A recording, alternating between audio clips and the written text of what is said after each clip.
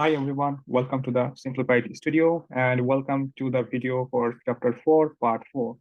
In our last video, in video chapter 4, part 3, we have completed some of the problems from chapter 4 of NOVAS GRE Math Bible, which is the chapter for number 3, and we have completed till the problem 12. In this video, we will start from problem 13. So if we try to look for problem 13, we are given that the remainder when the positive integer m is divided by 7 is x, and the remainder when m is divided by 14 is x plus 7. So here we are clear that if we divide m by 7 and if we divide m by 14, this gives us two different remainders.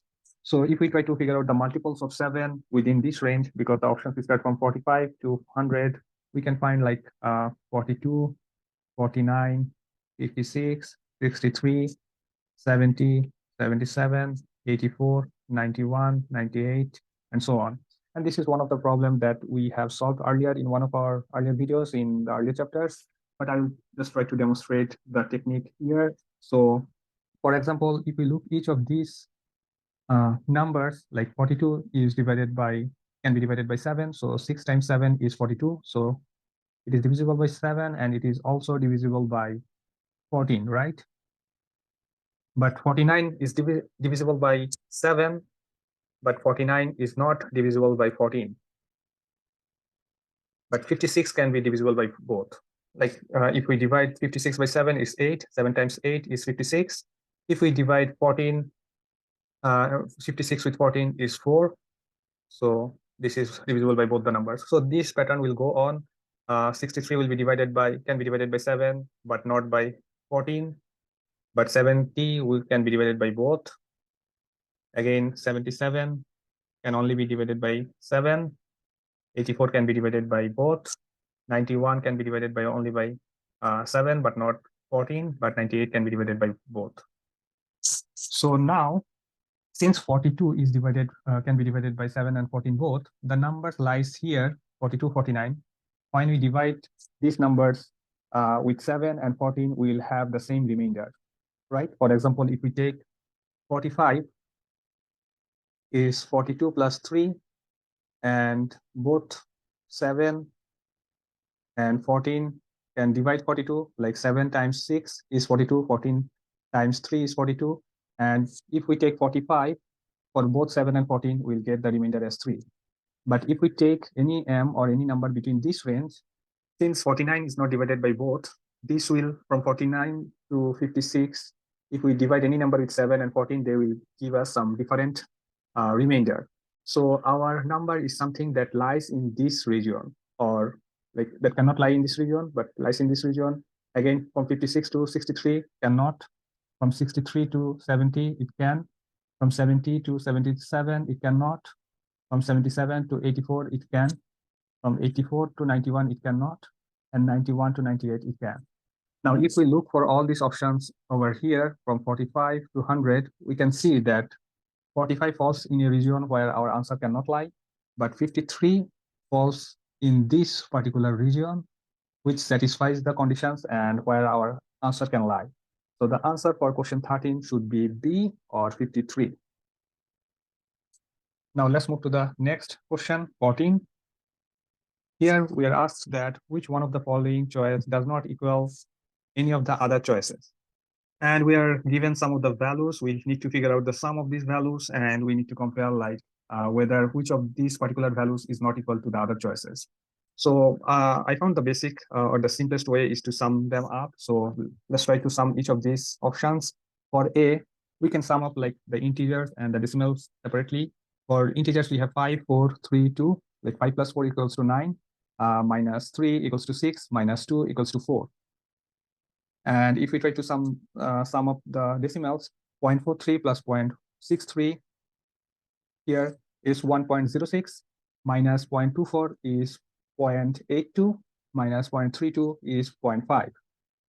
So the sum value of the option of all the numbers in option A equals to 4.5.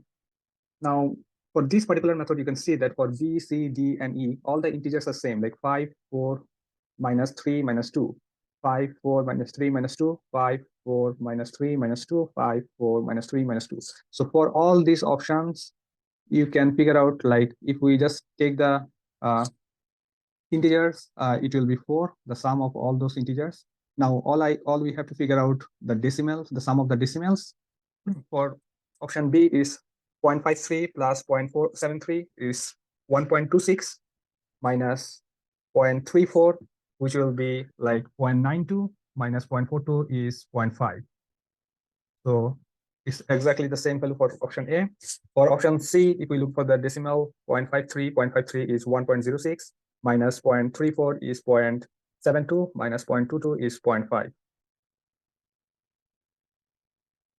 For option D, 0.43 plus 0.73 equals to 1.16 minus 0.24 equals to 0.92 and minus 0.42 equals to 0.5. So here all the options from A to D equals to 4.5. So we can guess that option E should be the one, and it should not be equals to 4.5, but let's try to figure that out and validate it.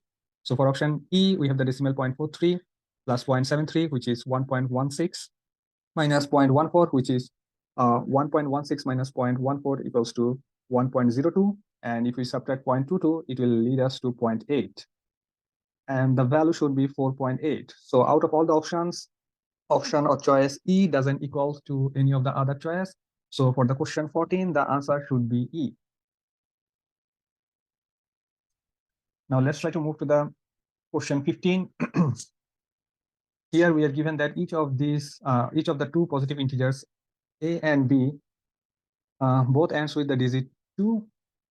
With which one of the following numbers does A minus B end? So since both A and B ends with 2, you can figure out, like, if we divide, if we subtract B from A, it will be like 2 minus 2, and the last digit of A minus B, or the digit that A minus B ends with, should be 0.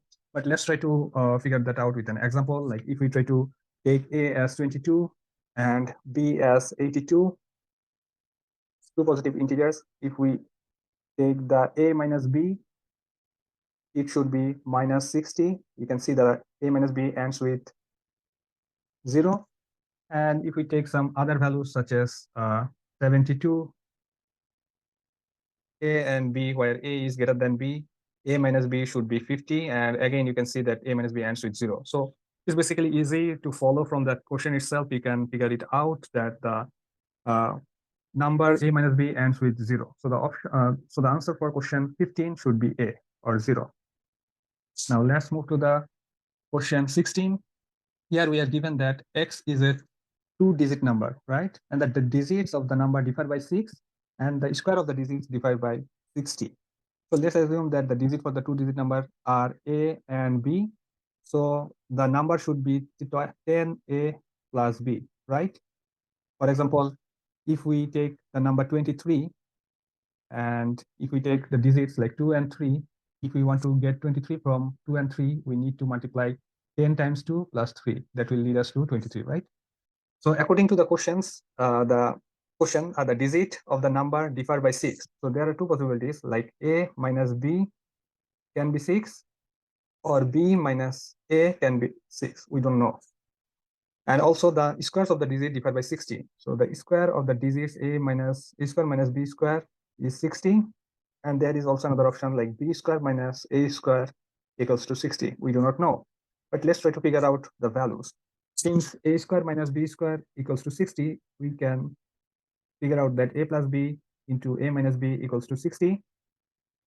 And since A minus B equals to 6, we know that A plus B should be 60 divided by 6, which is 10. Now, if we sum equation 1 and 3, we can know that twice A should be 16, or A equals to 8. And that will lead that B should be 2, because A plus B equals to 10, right? Now, if we try the other possibilities, B minus A equals to 6. Let's refer it as equation 3. I'm sorry, the earlier equation I have noted here should be 2. Yeah, and here we see that b square minus a square equals to 60. So b plus a multiplied by b minus a should be 60. We know that b minus a is 6. So b plus a should be 60 over 6, which is 10. B plus a should be 10. And let's refer it as equation 4. If we sum equation 3 and 4, we can get that twice b equals to 16, or b equals to 8, which means that a equals to 2. So we have different combinations of value. In the first case, we have a equals to 8 and b equals to 2. In the second case, we have b equals to 8, a equals to 2.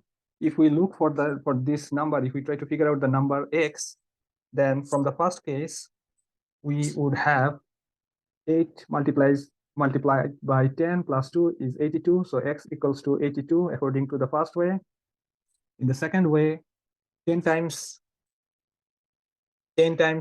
a should be 20, and plus b equals to 8. 20 plus 8 equals to 28. So x, in this way, x should be 28.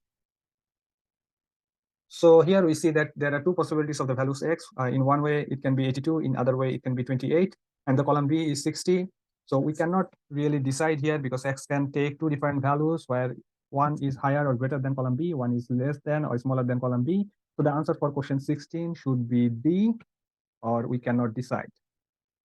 So with these formats from problem 12 to problem 16 from chapter 4, number theory, we end this current video.